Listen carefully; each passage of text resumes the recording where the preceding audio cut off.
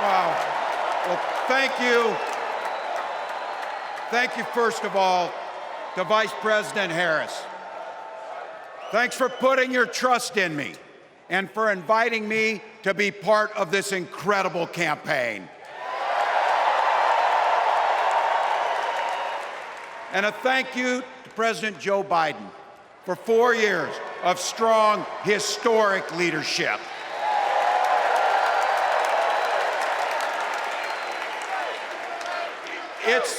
It's the honor of my life to accept your nomination for Vice President of the United States.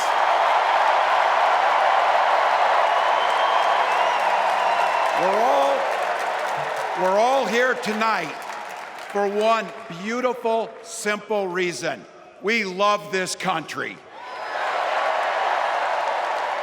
So thank you to all of you here in Chicago and all of you watching at home tonight. Thank you for your passion. Thank you for your determination. And most of all, thank you for bringing the joy to this fight.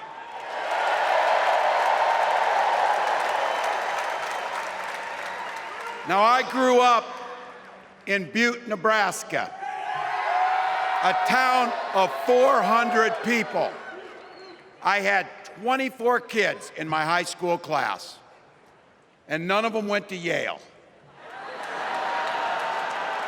But I'll tell you what, growing up in a small town like that, you learn how to take care of each other. That family down the road, they may not think like you do. They may not pray like you do. They may not love like you do, but they're your neighbors. And you look out for them, and they look out for you. Everybody belongs, and everybody has a responsibility to contribute. For me, it was serving in the Army National Guard. I joined up 2 days after my 17th birthday, and I proudly wore our nation's uniform for 24 years. My dad, a Korean War-era Army veteran, died of lung cancer a couple years later. He left behind a mountain of medical debt. Thank God for Social Security survivor benefits. And thank God for the GI Bill that allowed my dad and me to go to college, and millions of other Americans. Eventually, like the rest of my family, I fell in love with teaching. Three out of 4 of us married teachers. I wound up teaching social studies and coaching football at Mankato West High School. Go Scarlets! We ran a 44 defense. We played through to the whistle on every single play, and we even won a state championship. Never closed the yearbook, people. But it was those players and my students who inspired me to run for Congress. They saw in me what I had hoped to instill in them, a commitment to the common good, an understanding that we're all in this together, and the belief that a single person can make a real difference for their neighbors. So there I was, a 40-something high school teacher with little kids, 0 political experience, and no money, running in a deep red district. But you know what? Never underestimate a public school teacher. Never.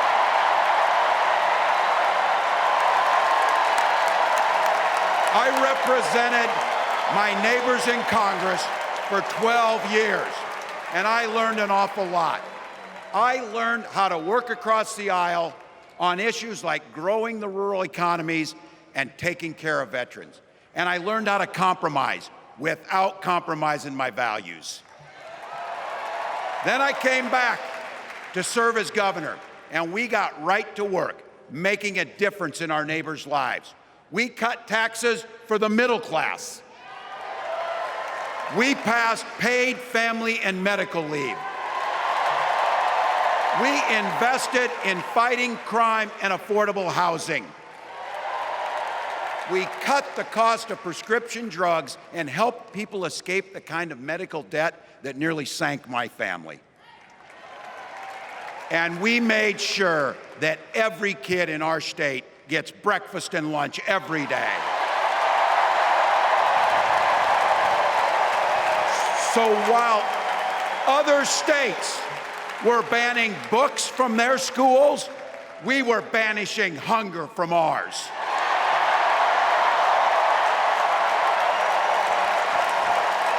We also protected reproductive freedom because in Minnesota, we respect our neighbors and the personal choices they make. And even if we wouldn't make those same choices for ourselves, we've got a golden rule. Mind your own damn business.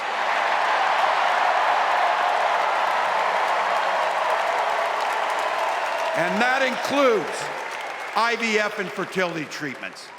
And this is personal for Gwen and I. If you've never experienced the hell that is infertility, I guarantee you, you know somebody who has. And I can remember praying each night for a phone call, the pit in your stomach when the phone would ring, and the absolute agony when we heard the treatments hadn't worked. It took Gwen and I years, but we had access to fertility treatments. And when our daughter was born, we named her Hope. Hope, Gus, and Gwen, you are my entire world, and I love you.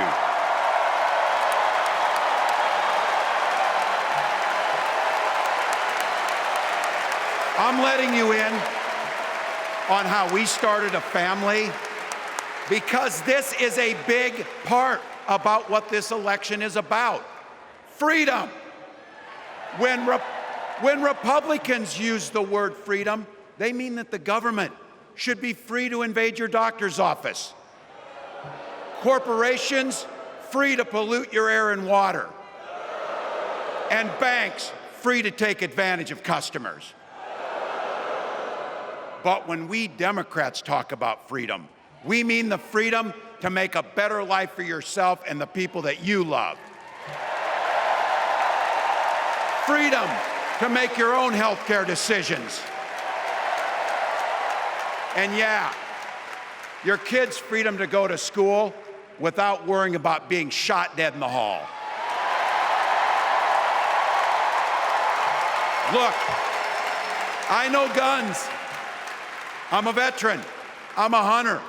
And I was a better shot than most Republicans in Congress, and I got the trophies to prove it. But I'm also a dad.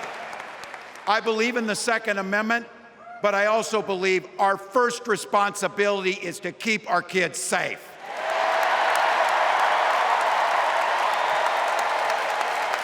That's what this is all about. The responsibility we have to our kids, to each other, and to the future that we're building together, in which everyone is free to build the kind of life they want. But not everyone has that same sense of responsibility. Some folks just don't understand what it takes to be a good neighbor. Take Donald Trump and J.D. Vance. Their Project 2025 will make things much, much harder for people who are just trying to live their lives. They spent a lot of time pretending they know nothing about this. But look, I coached high school football long enough to know, and trust me on this, when somebody takes the time to draw up a playbook, they're going to use it.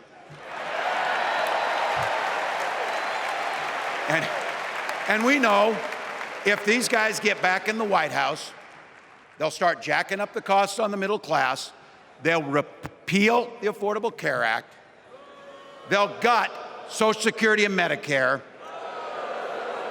and they will ban abortion across this country with or without Congress. Here's the thing, It's an agenda nobody asked for. It's an agenda that serves nobody except the richest and the most extreme amongst us. And it's an agenda that does nothing for our neighbors in need. Is it weird? Absolutely. Absolutely.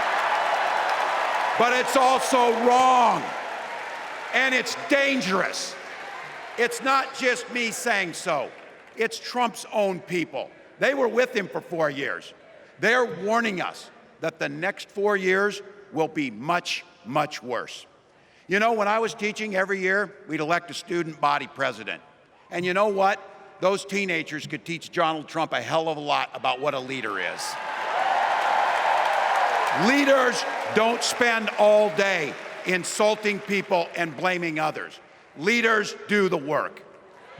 So I don't know about you, I'm ready to turn the page on these guys. So go ahead, say it with me. We're not going back.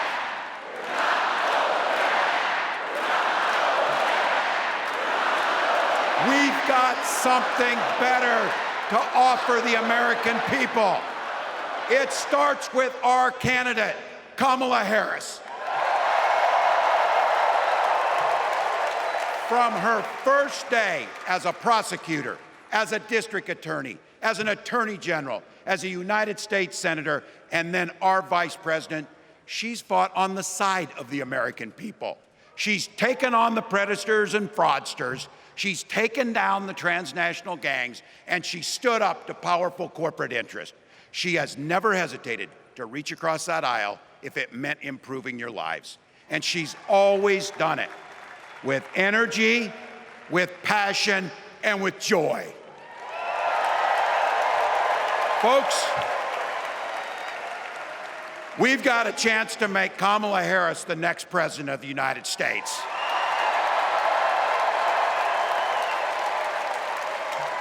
But I think we owe it to the American people to tell them exactly what she'd do as president before we ask them for their votes. So here, this is the part, clip and save it and send it to your undecided relatives so they know. If you're a middle-class family or a family trying to get into the middle class, Kamala Harris is going to cut your taxes. If you're getting squeezed by prescription drug prices, Kamala Harris is going to take on Big Pharma. If you're hoping to buy a home, Kamala Harris is going to help make it more affordable. And no matter who you are, Kamala Harris is going to stand up and fight for your freedom to live the life that you want to lead. Because that's what we want for ourselves, and it's what we want for our neighbors. You know, you might not know it, but I haven't given a lot of big speeches like this. But I have given a lot of pep talks. So let me finish with this, team. It's the fourth quarter. We're down a field goal, but we're on offense and we've got the ball. We're driving down the field. And boy, do we have the right team. Kamala Harris is tough. Kamala Harris is experienced, and Kamala Harris is ready. Our job for everyone watching is to get in the trenches and do the blocking and tackling. 1 inch at a time, 1 yard at a time, 1 phone call at a time, 1 door knock at a time, 1 $5 donation at a time. Look, we got 76 days. That's nothing. There'll be time to sleep when you're dead. We're going to leave it on the field. That's how we'll keep moving forward. That's how we'll turn the page on Donald Trump. That's how we'll build a country where workers come first. Healthcare and housing are human rights.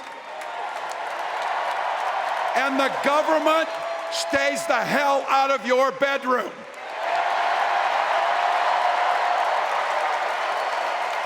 That's how we make America a place where no child is left hungry, where no community is left behind, where nobody gets told they don't belong. That's how we're gonna fight. And as the next president of the United States always says, when we fight, when we fight, when we fight, thank you. God bless.